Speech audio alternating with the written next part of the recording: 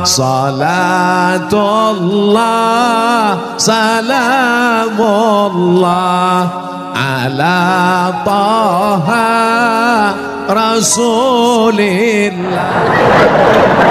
Setan yang kita hadapi apakah selalu seusia dengan kita? Atau setan yang ada sejak Nabi Adam sudah pengalaman ribuan tahun?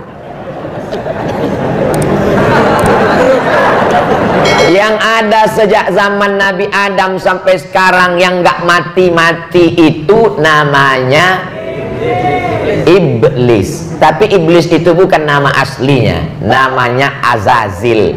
Karena prestasinya 1000 tahun beramal naik langit 1, 1000 tahun naik langit 2, 1000 tahun naik sampai 7000 tahun, akhirnya dia selevel dengan malaikat-malaikat. Jadi Azazil ini ibarat masuk CPNS dari golongan 2B.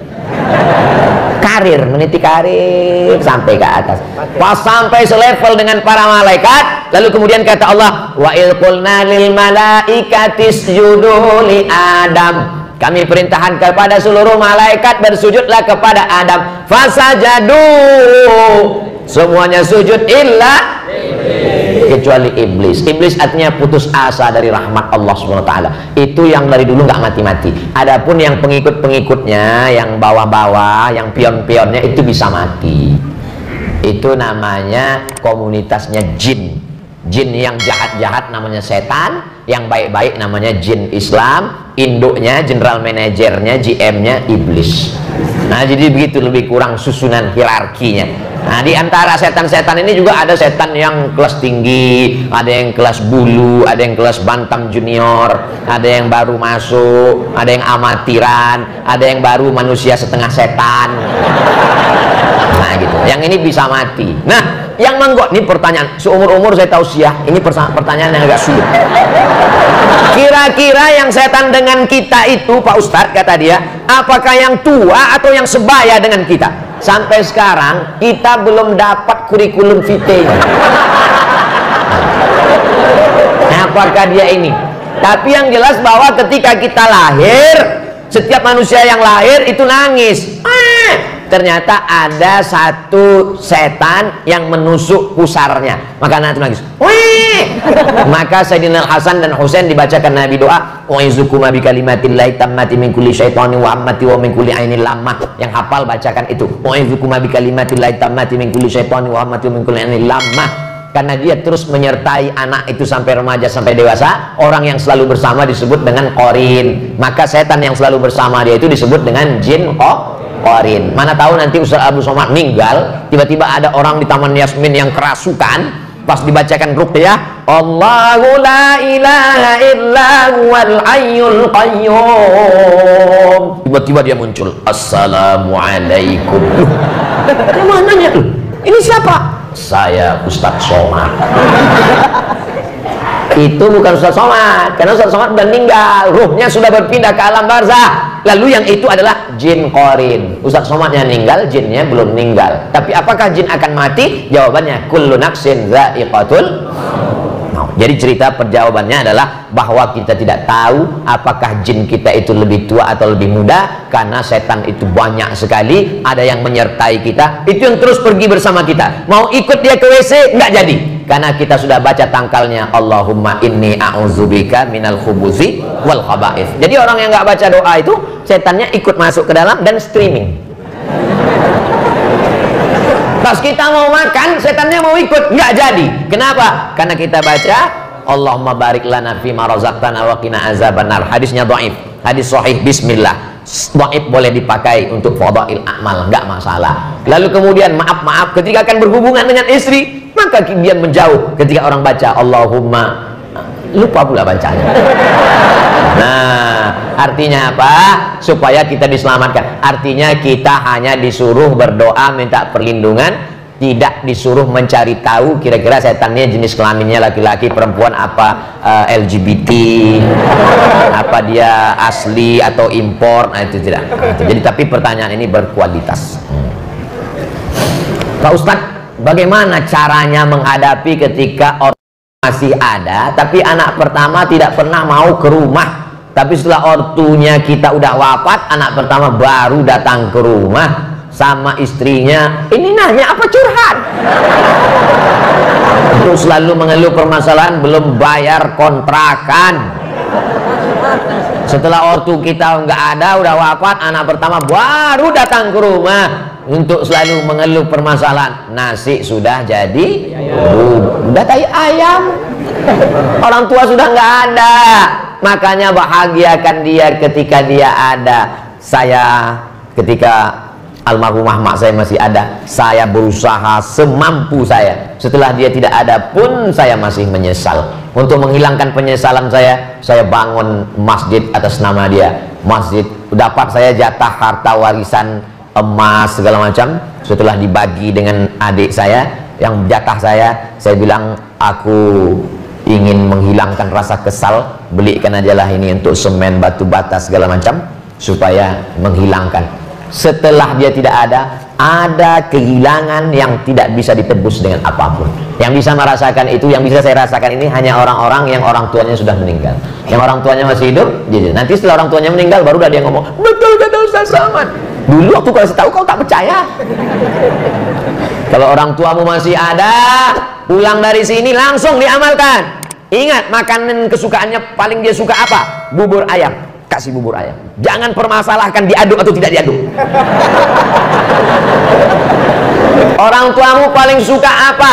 Lontong sayur, lontong pecal. Belikan makanan kesukaannya. Pakaiannya, saya dulu cari tahu jilbab yang paling dia suka apa. Oh, dia tidak mau jilbab yang ribut pakai kancing-kancing. Dia mau sekali pasang. Pas pergi umroh, saya belikan ini satu lusin, warnanya macam-macam, ganti-ganti, supaya jangan sampai tetangga resek dia, kenapa jilbabnya nggak ganti-ganti. Oh, dia suka pakai baju panjang, belikan baju panjang. Senangkan hati orang tuamu, buat dia seperti raja, maka rezekimu akan seperti rezeki raja-raja. Bukan hadis Nabi, dapat saya di postingan Instagram. Nah, kalau dia sudah tidak ada, maka jangan lagi diungkit-ungkit. Mungkin saudara kita ini silap di masa lalu, kita maafkan dia, kita doakan supaya dia punya anak, anaknya berbakti kepada dia, dan dia diberikan ampunan oleh Allah Subhanahu wa Ta'ala, tidak tercatat sebagai orang yang durhaka. Jangan mentang-mentang dia dulu salah lalu sekarang datang, kamu dulu orang tua ada nggak datang, sekarang sudah orang tua nggak ada baru datang, itu pun melapor kontrakan. Emang masalah jadi selesai? Kan hanya memperkeruh masalah saja. Dia datang, silakan, kita sambung silaturahim. Mudah-mudahan semuanya menjadi lebih baik, insya Allah, amin.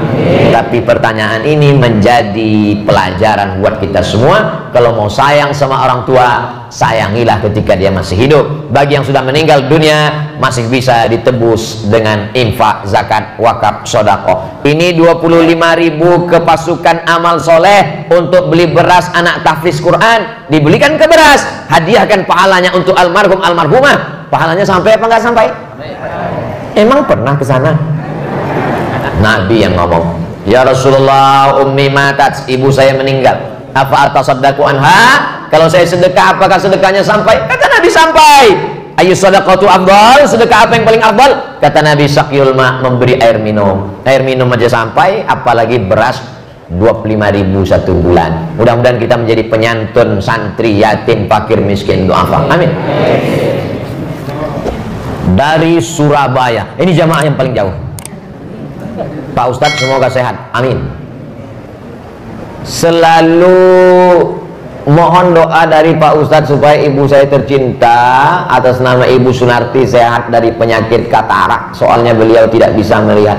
Almarhumah emak saya kena penyakit katarak. Saya bawa ke rumah sakit Ibnu Sina, dikupas,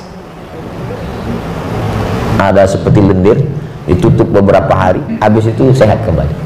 Ada beberapa makanan yang perlu dihindari, saya tak ingat, coba tanya dokter. Lalu kemudian kita jaga kita. Nah, jadi tentang masalah membawa ke rumah sakit, bawa. Saya sendiri dulu bawa ke rumah sakit, periksa sakit tulang belakang, periksa mata, supaya kita tidak menyesal.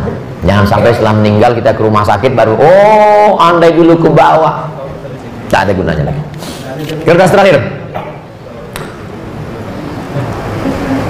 Apakah sama ain dengan hasad? Jika berbeda, bisakah dijelaskan secara singkat bahaya ain? Ain artinya mata. Kenapa disebut mata? Karena penyakit itu berawal datangnya dari mata, tapi bukan yang dari mata turun ke hati, bukan. Ini yang dari mata jadi penyakit. Karena mata melihat, muncul hasad, lalu datang hasud, datang setan mendampingi, kurang berlindung kepada Allah, datang penyakit ain. Makanya doanya, u'izuka bikalimatillahi tammati min kulli syaitanin wa hammatin wa min kulli ainin lamah, dari penyakit ain. Itu makanya kalau anak kita dipuji, segera ke Allah supaya setannya lari. Oh, anaknya cantik ya, alhamdulillah. Anaknya hafal Qur'annya, masya Allah, supaya setan kabur. Karena kalau disebut nama Allah dengan tulus ikhlas, maka ain tidak terwujud. Jangan, anaknya cantik ya, siapa dulu mamanya? Anaknya hafal Qur'annya, bapaknya. Lupa kepada Allah. Nah, itulah maka kita selalu diingatkan supaya jangan putus Allah, Allah, Allah. Afdalu dzikri fa'lam annahu la ilaha illallah. Jadi kalau hasad itu adalah sifatnya. Kalau ain adalah penyakit yang ditimbulkan dari hasad itu. Adapun penggunaan kata mata karena dia berawal dari pandangan. Maka kata Allah, la tamuddanna ainaika ila ma matta'na bihi. Jangan kau ulurkan biji matamu melihat orang yang kami beri nikmat. Ada orang kalau melihat itu kan cuma sekali. Ini dia ulurkan sampai menjulur biji matanya. Nauzubillah. Mudah-mudahan kita diselamatkan Allah dari penyakit hasad. Salamullah ala Taha Rasulillah.